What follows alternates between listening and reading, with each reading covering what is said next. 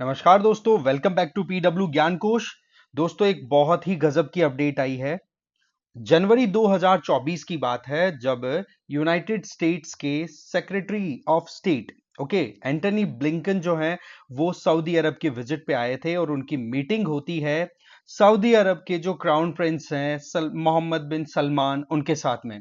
और उस टाइम पर जो बातचीत हुई वो बात हो गई लीक। वैसे तो एक्सपेक्टेड नहीं था कि ये बात इस तरीके से पब्लिक में आएगी।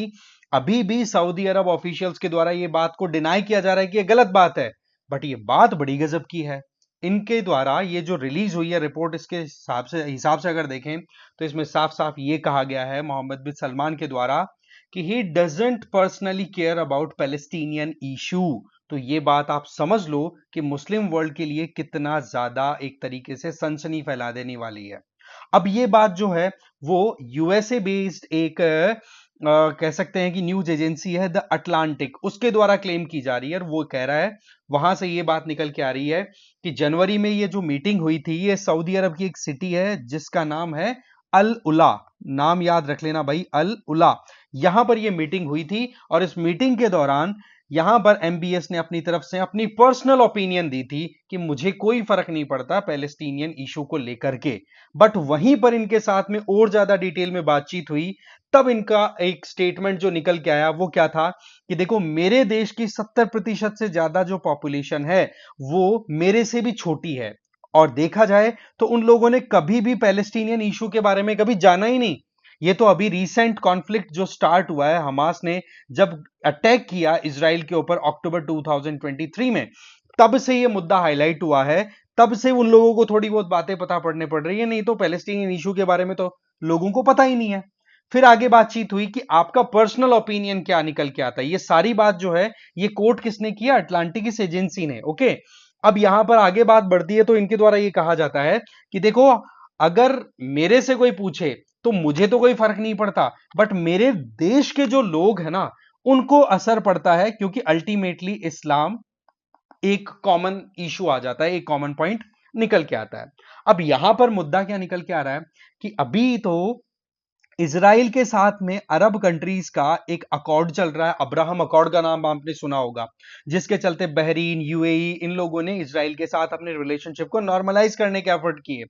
वहीं पर इसी तरीके के नॉर्मलाइजेशन को लेकर के नेगोशिएशन स्टार्ट हो गए थे इजराइल और सऊदी अरब के बीच में, बट बीच में ही हमास ने ये सारा का सारा मामला बिगाड़ दिया। तो ऐसी परिस्थितियों में अगर मोहम्मद बिन सलमान की ये बात सही है तो ये अपने आप में वाकई में बहुत ही ज्यादा कंसर्निंग है मुस्लिम वर्ल्ड के लिए।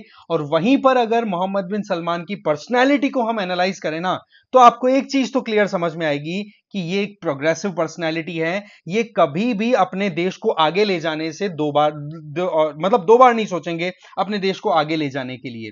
और दूसरी तरफ अगर देखें तो जब से ये गाजा वाला जो इशू हाईलाइट हुआ है, हमास ने अटैक कर दिया इजराइल के ऊपर, तब से लेकर अगर देखें तो कहीं ना कहीं इनके बीच में नेगोशिएशन जो चल रहे थे वो हो गए डिरेल।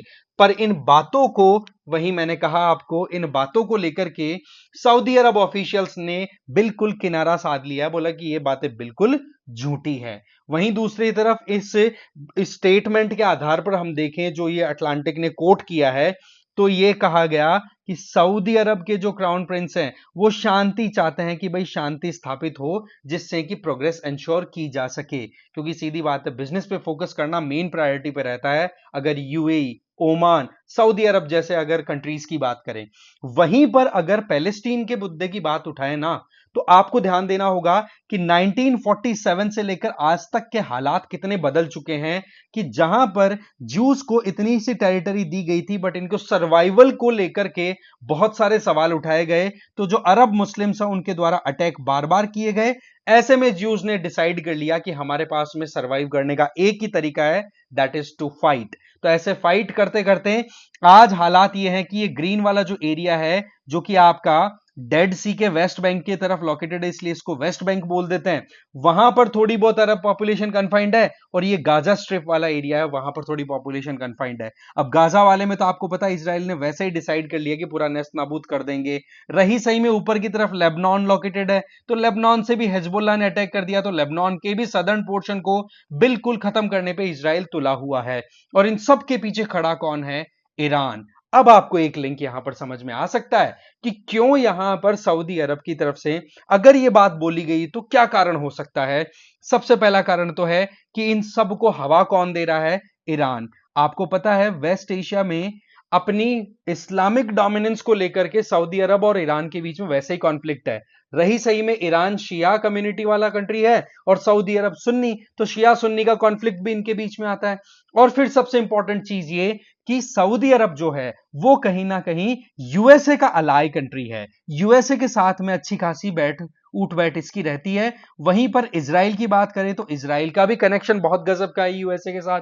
तो कुल मिलाकर के यूएसए इसे नॉर्मलाइजेशन टॉक्स को आगे बढ़ाना चाहता है। अब इस बात में यहां पर मोहम्मद बिन सलमान ने ये जो बात बोली है ना कि जी पर्सनली तो मैं कोई केयर नहीं करता, बट मेरे लोगों को जब से पता पड़ा है तब से कहीं ना कहीं पैलेस्टीनियन स्टेट का जो सोल्यूशन है, टू स्टेट सोल्यूशन की जो बात होती है कि ज्यूज के लिए इजराइल और अरब मुस्लिम्स के लिए पैलेस्टीन, तो बोलो वो सोल्यूशन निकलना चाहिए और ऐसे में पैलेस्टीनियन स्टेट की कैपिटल ईस्ट यरूशलेम या जेरूशलेम होनी चाहिए। अगर आप यहां पर नोटिस करेंगे तो ये जो एरिया है वेस्ट बैंक इसको बोला जाता है और यहां पर ये है ईस्ट यरूशलेम, तो ये कैपिटल के तौर पे कंसिडर मानना चाहते हैं। अब यहां पर बड़ी बात क्या आ रही है कि इजराइल तो इस टू स्टेट सॉल्यूशन को मानने के लिए तैयार है, बट पैलेस्टीनियन या फिर अरब्स हैं वो रेडी नहीं है।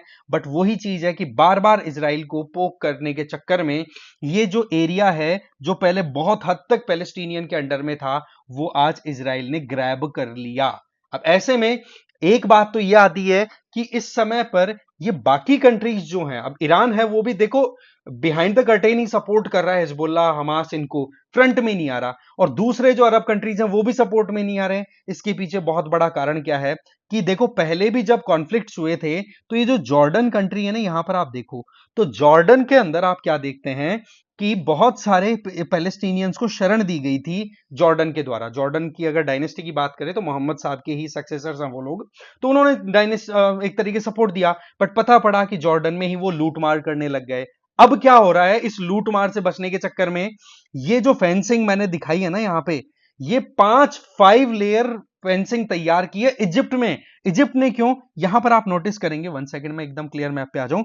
ये देखो बॉर्डर, ये बॉर्डर किसके साथ शेयर हो रही है? ये सिनाई पेनिनसुला है जो कि इजिप्ट का ही हिस्सा है और इसके साथ में ये बॉर्डर शेयर हो रही है। तो हमास क्या करेगा? या तो मेडिटेरेनियन सी से भागेगा या इजराइल की तरफ जाने की कोशिश करेगा। इधर तो देखो इतना ओपन है नहीं, तो बचा ऑप्शन साउथ की तरफ या साउथ वेस्ट की तरफ, इजिप्ट में घुसना। तो यहां पर इन्होंने लगा दी फेंसिंग। तो कुल मिलाकर के देखा जाए तो हमास का ये जो भांडा है ना, ये ढंग से फूटता हुआ दिखाई दे रहा है। और ये जो मुस्लिम कंट्रीज हैं ये भी समझ रहे हैं कि भाई कोई फायदा नहीं है, ये केवल खुद से ही परेशानियां मोल ले रहे हैं। सॉल्यूशन चाहते तो अब तक निकल सकता था। और इन लोगों को अगर हमने हमारे देश के अंदर एंट्री दे दी तो फिर पता पड़ेगा कि हमारे देश के अंदर भी कलेश हो गए। तो ये सिनेरियो जो है वो डेवलप हो रहा है अभी वेस्ट एशिया में, या फिर ओवरऑल मिडिल ईस्ट की हम बात करें तो ये अपने आप में बातें देखो बड़ी इंटरेस्टिंग निकल के आई हैं। बट पॉइंट इज कि देखो सऊदी ऑफिशियल्स का तो एक ही कहना है कि देखो ये बातें बिल्कुल सिरे से खारिज हम कर रहे हैं। अब एक बात यह है कि देखो वेस्ट एशिया में जितनी स्टेबिलिटी रहेगी वो देखो हमारे लिए तो फेवरेबल है। हम तो खुद यही चाहते हैं कि शांति स्थापित हो। बट अगेन वही बात कि इजराइल को पोक करना अगेन घातक साबित हो रहा है, पहले हमास के लिए फिर हिजबुल्लाह के लिए। ठीक है, अब आपको इस क्वेश्चन का आंसर देना है कि गाजा स्ट्रिप जो है वो किससे घिरा हुआ है। कमेंट बॉक्स में इसका आंसर आप जरूर दें। एक और वीडियो के साथ मिलते हैं नेक्स्ट। ठीक है, thank you very much for watching this video.